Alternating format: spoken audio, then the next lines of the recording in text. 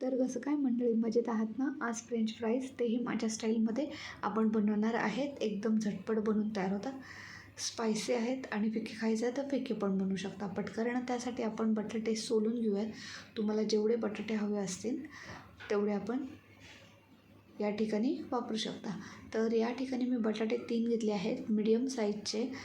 पटकन त्यांना छान फ्रेंच फ्राईजचा आपण आकार देऊन घेऊयात.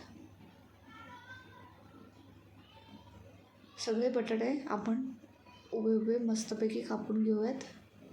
त्यानंतर आपण त्याला पाण्यात भिजवूयात. पाण्यामधून स्वच्छ धुतले की त्यांना कोरडे करून घेऊयात.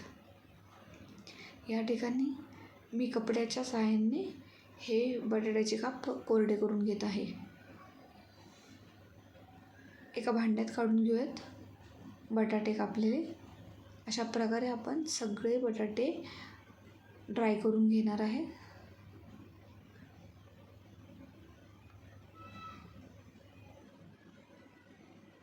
उरलेले बटाटे आपण थोडेसे घेतले आहेत, तेही आपण ड्राय करून घेतले आहे कपड्याच्या सहाय्याने. ते हे काढून घेतले आहे भांड्यामध्ये. आता उरलेले सर्व बटाटे काढून घेतलेले आहेत.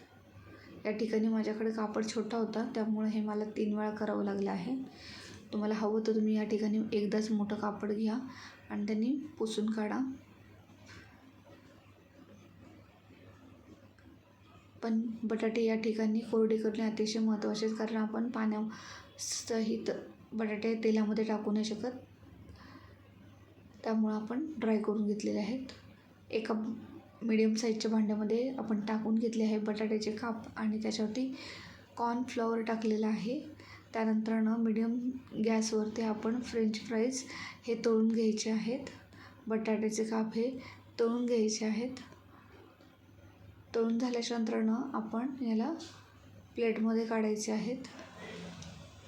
त्यापूर्वी आपण सर्व बटाट्यांचे हे जे काप केले आहेत ते मस्त अशा प्रकारे तळून घ्यायचे आहेत. चवीनुसार मीठ टाकलेलं आहे.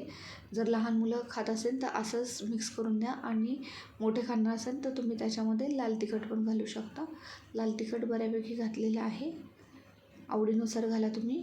मस्त मिक्स करा आणि खूप छान लागते हे फ्रेंच फ्राईज. नक्की करून बघा घरी.